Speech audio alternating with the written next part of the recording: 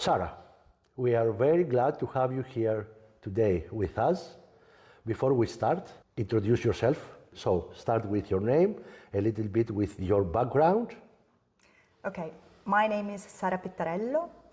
I come from Italy, but I represent today a Belgian organization whose name is UNICollaboration. I'm serving UNICollaboration as a managing director, but I wear honestly various hats because as a background, I'm a conference interpreter and I also work, for example, for the Italian National Agency as tutor of evaluators in European projects. So I am within the educational field and I have been within the educational field for a lot of years. Okay, thank you. What is your study background? What did you study to become, let's say, your first hat of many? Okay, well, that was a little bit of a mistake and nice. fate, because my background is, I am a professional conference interpreter. So in English, German and Portuguese.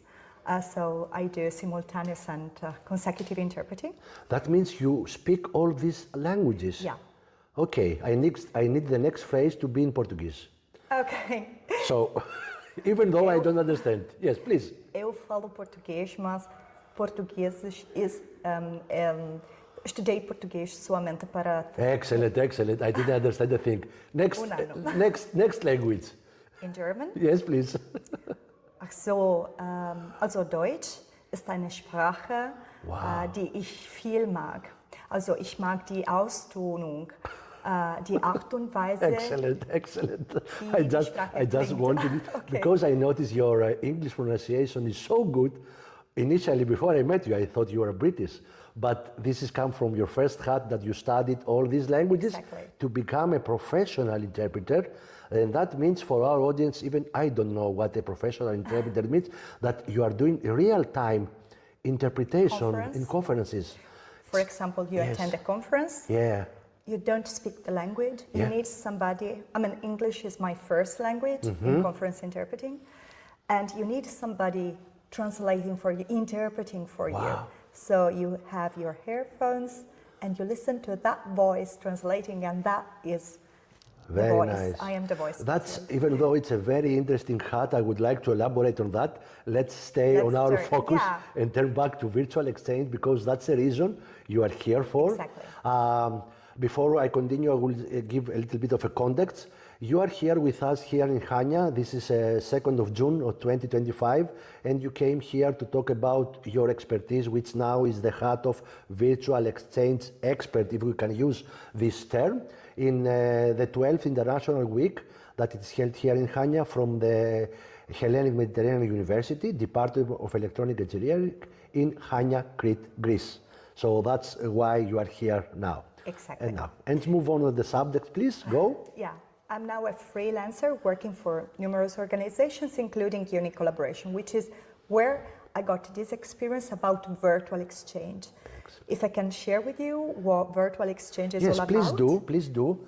Start first with the organization you are working for, and then we will move to the subject matter of virtual exchange per se. Okay. UNICollaboration is a not-for-profit organization now virtually based in Belgium. By that I mean that we do not have a physical headquarters. It is just a virtual headquarters, because it is a network of experts and passionate about virtual exchange based worldwide. It is a network of trainers. Most of them come from academia, so they have an academic background. They teach English and various disciplines, and they are passionate about virtual exchange. And the purpose of the organization is precisely to disseminate the culture about virtual exchange as much as possible worldwide. Very nice. So, elaborate on virtual exchange. Yeah, so I bear with me for those who are experts, because I'll try to give you a very clear and simple definition. Before you continue, when you do your first hat job, interpreting thing, do you do a literally interpretation, or you try to convey the meaning? So the essence, there are two different schools here. Okay, you said the keyword essence. Go with the is meaning. essence of the virtual exchange. Exactly. We don't need a definition. Exactly. Thank you. So I'll try to, I have a photographic mind, Yeah. so I will use that. Yeah, please. Just follow me. So virtual exchange is a pedagogy sustained by technology, enabled through technology. So the technology is serving the pedagogy. And it is a sequence of interactions sustained over time and facilitated by qualified facilitators. Why? To ensure that these interactions between students, among students, are meaningful. So it is about meaningful learning. And they need to be sustained over time, meaning it is not just one interaction, one shot, full stop. It needs to be a sequence of interactions. It is a scalable approach. It allows for equity, inclusion, and I would like to add that it is not an opposite to physical mobility.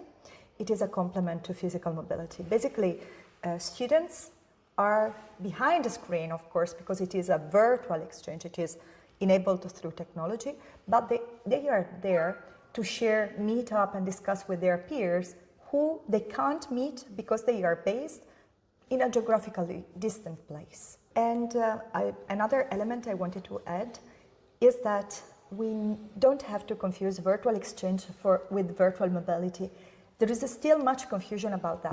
While virtual exchange has its focus on the interaction, on making students acquire a full set of skills which are very much demanded today by the global workplace, virtual mobility is basically about having the same benefit a student would have by attending a university, but without leaving the university. So virtual mobility is, for example, when a student attends a course from another university. Okay. It is focused on the collaboration between the institutions, on the recognition of the achievements, but the student can be in front of a screen without interacting with with their own peers. Yeah. While in virtual exchange, the interaction is the key.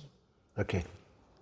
So let me share my thoughts here about what you just said. So virtual mobility focuses on a student, let's say it talks about a student attending a course to another university without leaving his home base. But virtual exchange focuses more on interaction. Would you say that the following definition or description is correct? That virtual mobility has to do with the hardcore skill that the student would acquire through his studying, but virtual exchange come more to soft skills? Is this correct? You are right. Thank you for giving me this hint. Yeah.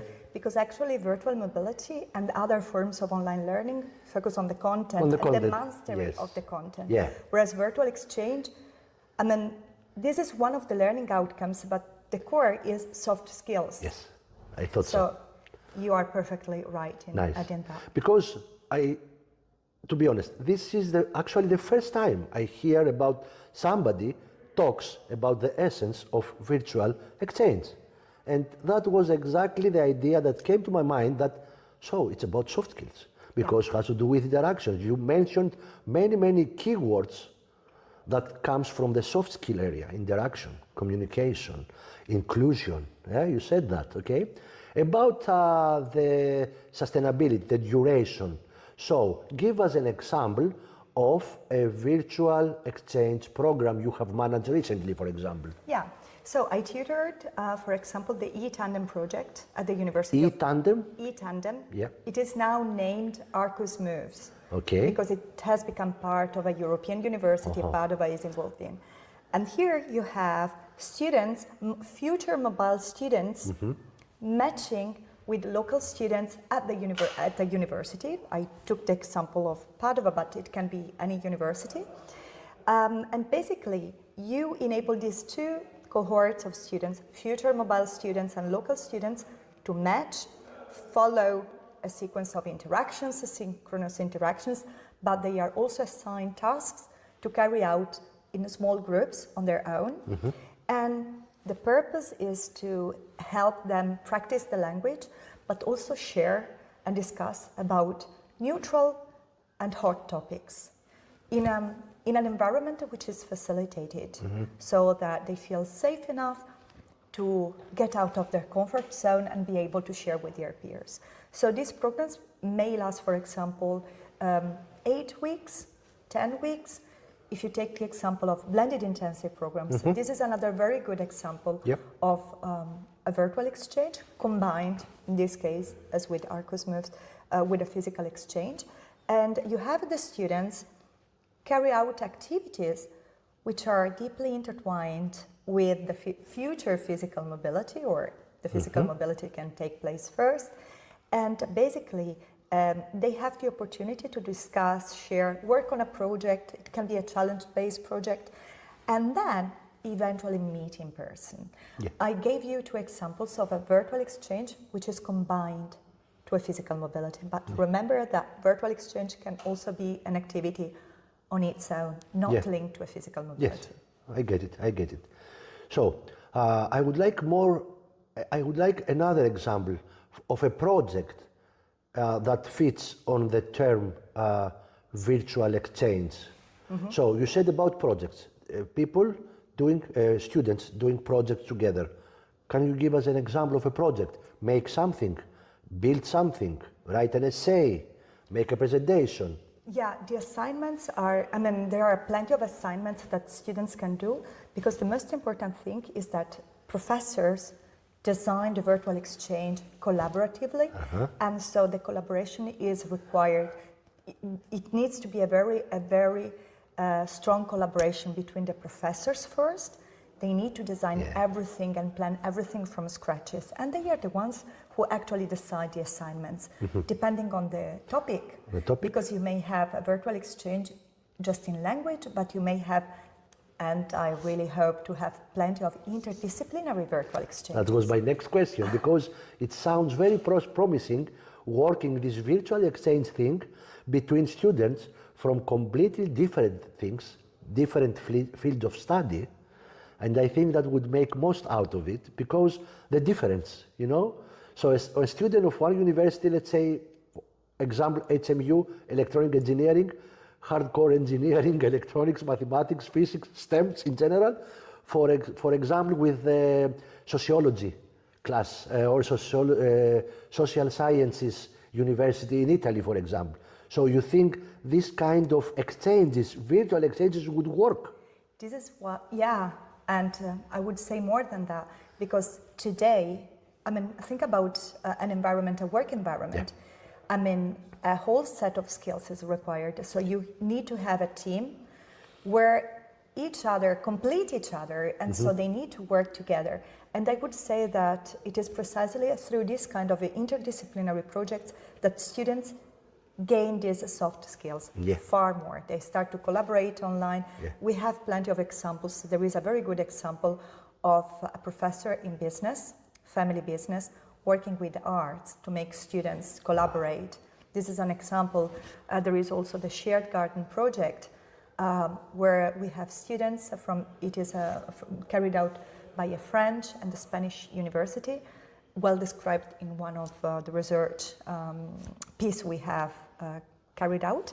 And you have students from engineering working with students of language and working with students of other disciplines, building and creating a garden together, following the principles of a sustainable environment. So there are plenty of different applications it may have, but the interdisciplinary nature is one of the key assets, I think, in virtual exchange.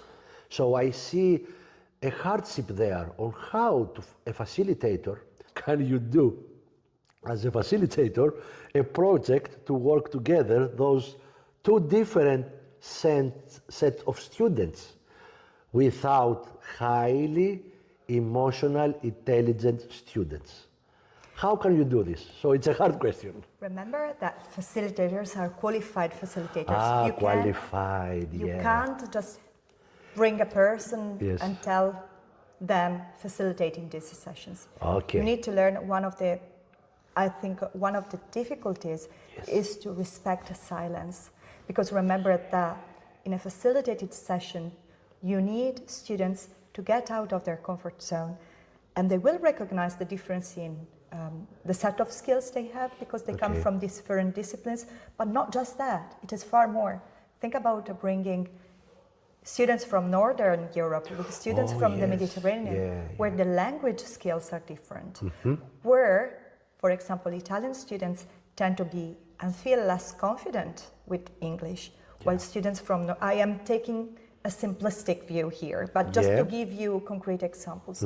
While students from Northern Europe, they have very high language skills, but they are not used to, and they feel shy about being in front of a screen and sharing their thoughts. So these two sets of students, regardless of the discipline, they have different cultures behind, and they need to get out of their comfort zone. And this is only enabled by qualified facilitators. And remember that on the online sessions, you don't necessarily have to focus on the topics. You focus on other topics. It can be a general topic.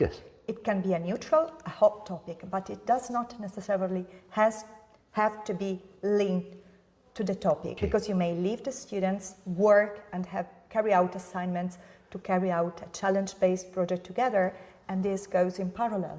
Synchronous sessions are mainly aimed to favor discussion and sharing.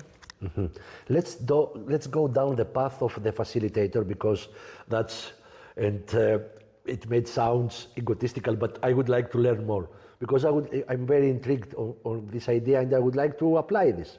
So let's go down the path of what a facilitator needs to have as mentality, as knowledge, in order to start exploring, not applying, start exploring virtual exchange. You said already one thing, to be able to stay silent and let the different group of peoples and mentalities work together without guiding them, something like that, okay? Exactly. And in fact, I would say that I would never be the ideal facilitator, because I always get into panic when I feel and I hear silence. I tend to feel all the silence out there. But for instance, within UNICollaboration, we have very qualified facilitators. They have been trained. There is a wonderful training being carried out by Solia. Solia is an organization which was created in 2003 in the aftermath of the 9/11 attacks, precisely to help and guide people to become facilitators.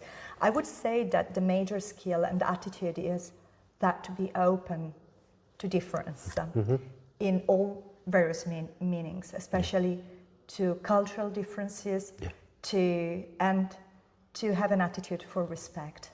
I would say that would be the two main features. But there are trainings to train. I mean, you can't just improvise and become a facilitator.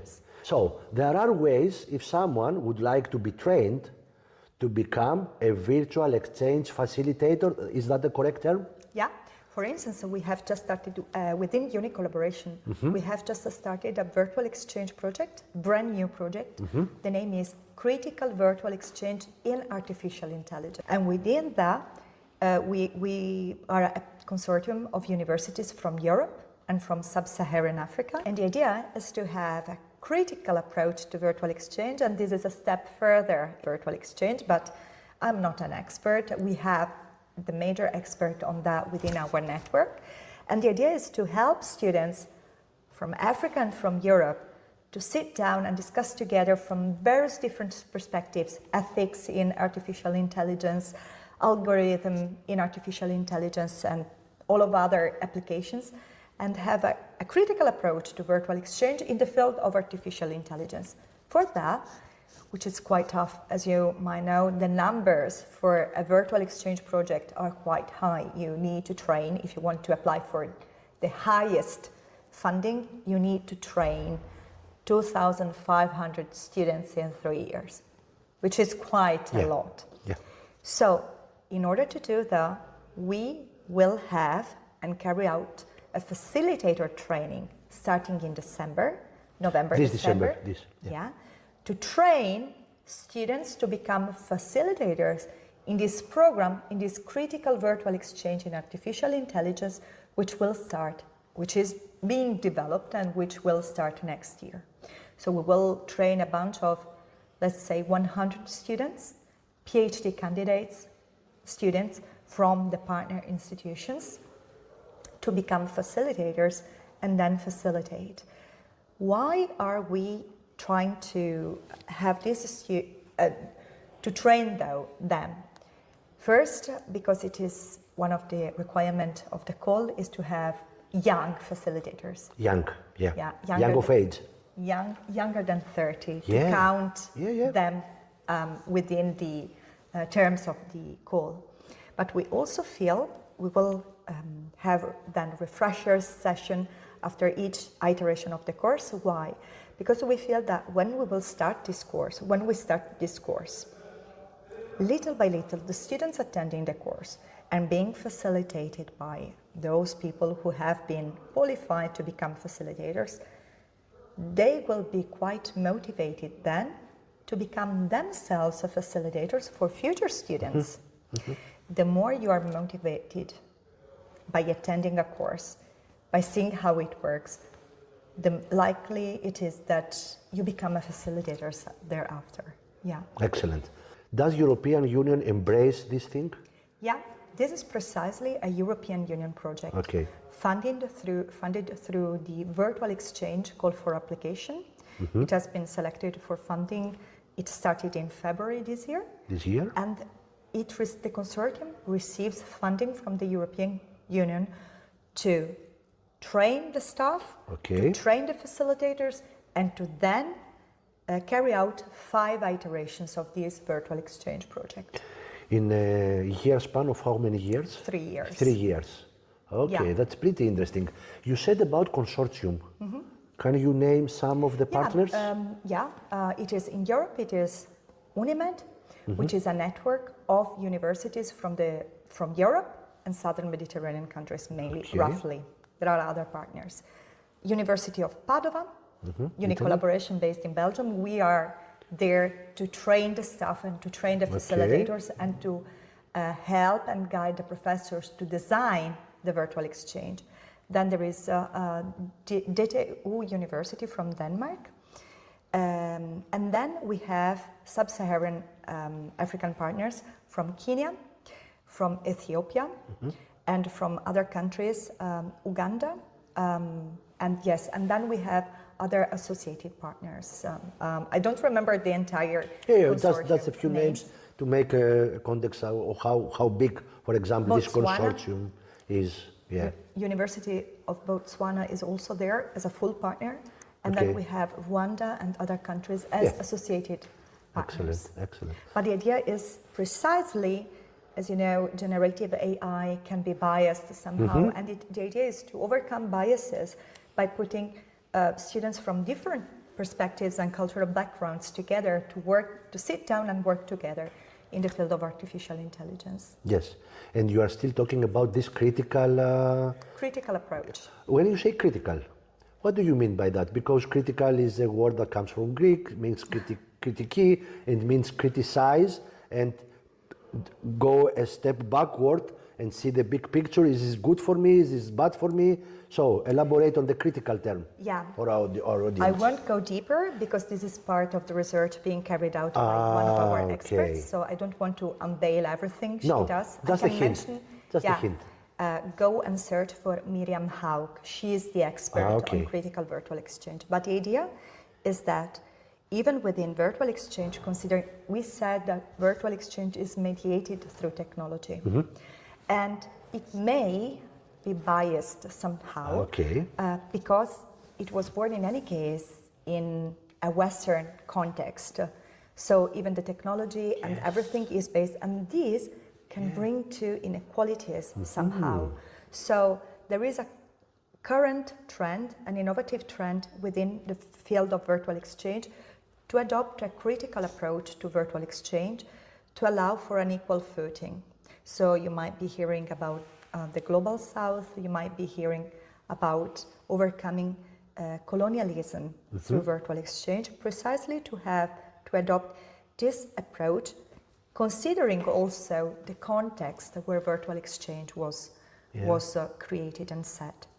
And I hope Miriam Haug won't be sort of annoyed by what I have shared, because again, she is the great expert within our field, within our network about critical Okay, virtual yes, exchange.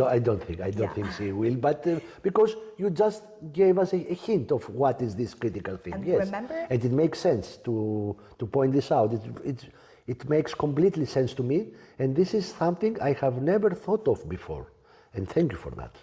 Remember that there will be, within the upskilling of the staff we will do in this critical virtual exchange in AI project, there will be part precisely devoted to train staff who will then develop the virtual exchange program on critical virtual exchange. Okay. Nice, very interesting what I've heard up to now, and now let's focus to the why you do virtual exchange. You are doing this for the students, correct? Yeah. Okay, now let's focus on the students. I will present you some problems I had when I was trying to do, for example, virtual Scrum projects, using Scrum to coordinate projects with students virtually, remotely. And you will share your experience on how did you deal with such problems, or what you suggest about that. So the first thing, the very, very common thing that I think every teacher trying to do an online course, a remote course, a virtual course, let's say, is that students, for example, they are reluctant to turn on the camera. How does virtual exchange approaches this thing? Yeah, there are various things which come up to my mind. The first thing would be that the professors really need to be clear on the expectations they have, and the students need to be equally informed about what they need to expect from the course, so they know what is needed when they meet online, what is required from them, how they have to collaborate. The most important aspect is to be very clear and to already consider since the very beginning all the potential problems which are out there. Then second, the importance of getting and having very good facilitators who help the students. The topics you choose, but would be the third aspect. I would say that the most important and crucial thing is to be very clear about what you expect from your students. And third, you mentioned a very important aspect. You say, we are speaking about the why, and you are doing that for the students. I would invite any professors and any institutions to carefully reflect on the why they are doing virtual exchange, because it all depends on their strategy. They might be willing to have more students. They might be willing to prepare their students better for their mobility, and then any tandem would be very good for them. They might be willing to reach out to a different population audience, study population, that is, those students who will never be mobile, by offering them opportunities for internationalization at home. Remember that there are a lot of students who won't go on a mobility, and the university might be willing to offer them an opportunity to be international without leaving their university. But remember that it can also be about innovating the education, about adopting a new approach within your curricula, challenge-based projects, within joint programs, for example. And remember, it can also be for the staff. We always forget that virtual exchange well applies on getting your staff, who are the ones who work with the students, more international and more intercultural. So I'm a fan of virtual exchanges for staff too. Yeah, that makes sense actually. Because again, comes back to the facilitator, okay? Because you said that the facilitator for a virtual exchange program is the key asset if this thing will work or not, okay? As I understand. Oh, excellent. So, about how important is the visuals in virtual exchange? Let's go back to the camera thing. So, you state clearly that the purpose of the program should be clear to the students, so it will remove any, let's say, hesitation of them to either participate or talk or interact or turn on the camera.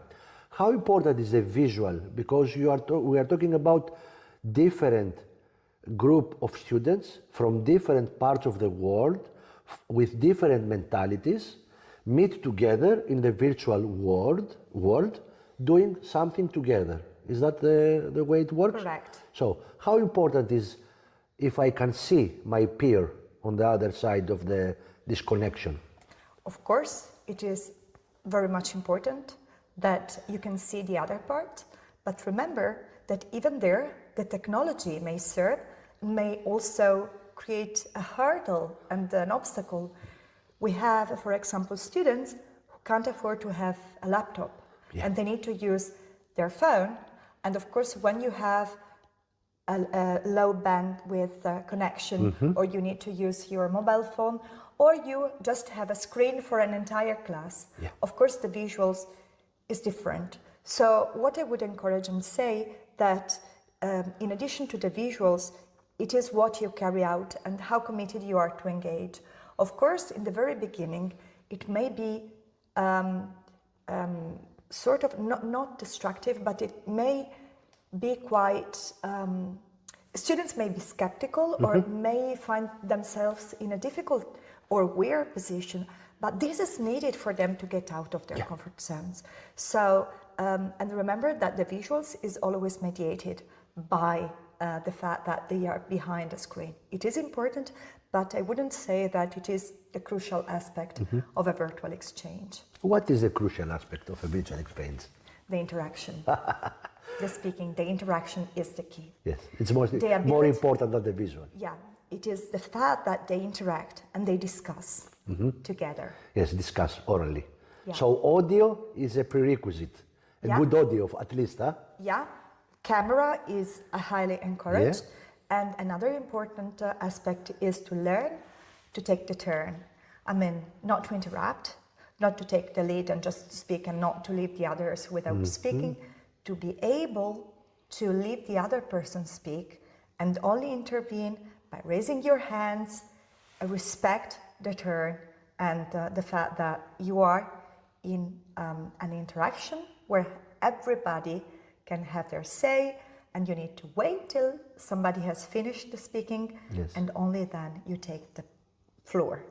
This is another important aspect. And I guess in the facilitator training, you take all this into account, and you have implemented already this kind of training to the person that would like to do a virtual exchange. Huh? Yeah, I'm not an expert on facilitation training, but dialogue techniques are part of the facilitation training. Makes sense. Yeah. Makes sense.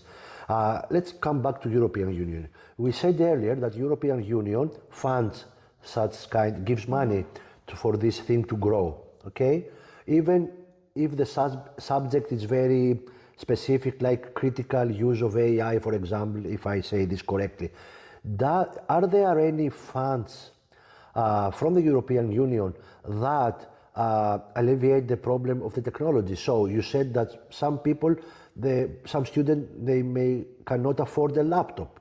Are there any grants helping those?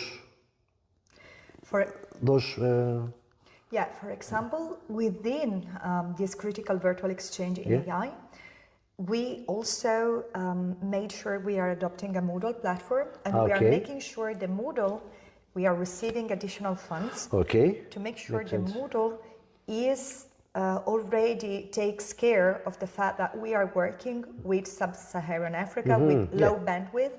So there are ways to tweak and to try to work on the technology you are using to make sure it is wider available.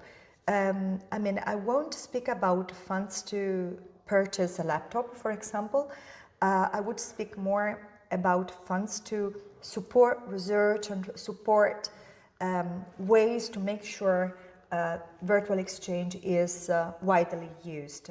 I would say it is more about that. So there is not just the virtual exchange call for application, but virtual exchange also feeds into other calls for action. For example, blended intensive programs, or for example, into let's consider another example. You can do research on virtual exchange within capacity building, KA2, for those who are familiar with the Erasmus Plus funding scheme, or even cooperation partnerships. So this is again KA2 about cooperation. We carried out a couple of examples of successful capacity buildings and cooperation partnerships on virtual exchange. One, for instance, was focused on how to harmonize blended mobility and virtual exchange at institutional level. Another one was a capacity building to work within Europe with Brazil and Honduras on sustainable development goals, on sustainable education, to overcome wicked problems through virtual exchange. So there are various ways you can apply it to work on that. So not on the technology. Remember that the technology is just serving. A tool. It's a tool. Yeah, exactly. Yeah. So it is about how to overcome issues. So would you say, and maybe I be wrong on that, but correct me if I am wrong, would you say that virtual exchange is an umbrella that encompasses all the other things you mentioned, COIL, BIPs, etc., capacity building? Is that correct? Thank you for this. Umbrella is precisely the term I use when I define virtual exchange. I mean, there is still much confusion, and somebody can then disagree with me. But how I see it after this experience I got is that virtual exchange, first of all, it is the terminology we use in Europe because of the Erasmus Plus Virtual Exchange Initiative. So we date back as of 2018, we speak about virtual exchange. In the US, you will hear people speak more about COIL. COIL would be, for me, one of the two types of virtual exchange, because we could say that virtual exchange can be divided into class-to-class design virtual exchange, which is COIL, or global classroom, or if you go to the Netherlands, it is VIS, Virtual International Collaboration, in the Dutch acronym, or telecollaboration. This is COIL, and this is the type of virtual exchange where you have professors adapting parts of their courses to host a period of collaboration together. This is class-to-class, co-designed virtual exchange. Then there is another chapter, ready-made virtual exchanges, where you have professional providers like Sharing Perspectives Foundation, which is one of the top ones in Europe, providing ready-made courses. They have been developed in collaboration with professors, experts in the field. By whom? By Sharing Perspectives Foundation, which is an organization based in the Netherlands. I have been working with them a lot. We are together in a consortium, in an initiative tendered by the Dutch ministry, the one I mentioned to you before, this. And they offer high quality, ready-made. What is the difference? Well, the time, because in the class-to-class, you need to have professors motivated and willing to design a virtual exchange. In the ready-made, you find everything ready. You simply adopt. Either you just, if you do not have the support of your institution, you tell your students, go for it, but it will come at a cost for the students. Or your institution can say, we do not want to commit to create. We want to see how it works. We have the budget. So we pay Sharing Perspectives Foundation to incorporate and integrate these ready-made courses within our curricula. And in that case, the time commitment is limited for the staff. You may figure out these courses are recognized through credits. They can be as a standalone activity, or they can be integrated in a course. Of course, this comes at a price. I mean, of course, you have to pay for the work which somebody has done beforehand to do. Makes sense. But it's very nice. Yes, please. Go. If you allow me to go further, of course. I would say I have sort of coined, together with a colleague of mine, this new term, because little by little you will see that COIL, that is the co-designed one, if it is very successful, it has been carefully planned. Year by year, you will see institutions willing to join that.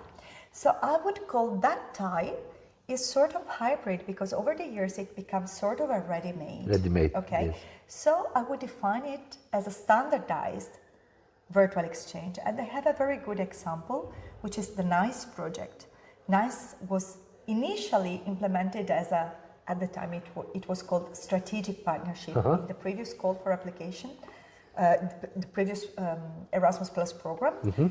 And it was so successful, it is in the field of business and entrepreneurship. It became so successful. The project ended, but it continued. It has much more institutions joining it, and it is a very successful example of how a virtual exchange was so successful that little by little it became something which continued on its own. And I would define those as standardized. Virtual exchange. Excellent, very nice. Let's come back to the what you said that there are ready-made or standardized, whatever you say, virtual exchange programs that if a university decide can act as, let's say, a tryout. Let's see if this virtual exchange thing fit for our university, fit for our students, fit for our modality, is fit for our students. So there is such possibility. And if a university, a teacher that hears this podcast now would like to reach out, who should call, where he should go? Rather than focusing on who you should apply to start, I would focus on the why. Because actually, the first question I would ask universities interested in implementing virtual exchanges, why do you want to do that? Are you addressing your students? Is it because you want to address your staff? Is it because you have a specific strategy, or because you want to innovate your educational offer by, for example, inserting and integrating new approaches, challenge-based projects, joint and flexible programs? Or is it just because you want to face current challenging times, like COVID times, through virtual exchange? First, answer why, and only then look at the what and the how. Excellent. What resources do you have? Is it financial resources? The staff you have available? Are you giving them extra work? Are you demanding them too much? Do you have extra resources, extra staff you can ask and invite to do virtual exchange? And only then how.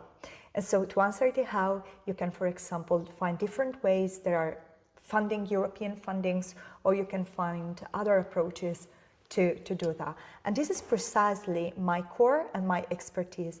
I help and guide staff. I do workshops for staff to learn how to integrate virtual exchange at the institutional level. Excellent. So if anybody would like to implement or start implementing or even explore the possibility or the feasibility of applying virtual exchange, they should call you, Sara Pittarello. Thank you very much. Me as part of UNICollaboration. As part of, let's say once more, UNICollaboration. UNICollaboration. This is the non-profit organization you are working for. Which provides professional development courses on virtual exchange, on designing virtual exchange, on institutionalizing virtual exchange, or on niche aspects concerning virtual exchange.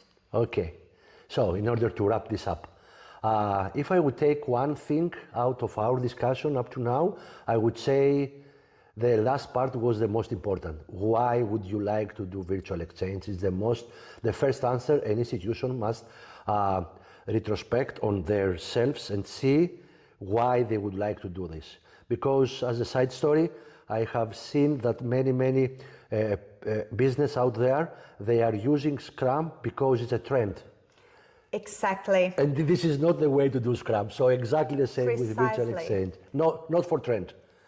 Ask the why, okay. Exactly. And I can provide you with an example. COVID times, everybody shifted to institutions, went for a virtual exchange, and the first question we received was, what technology? No, first ask you why. Why, yes, this is a pedagogy, so why do you want to do that? And the technology serves it. Yeah.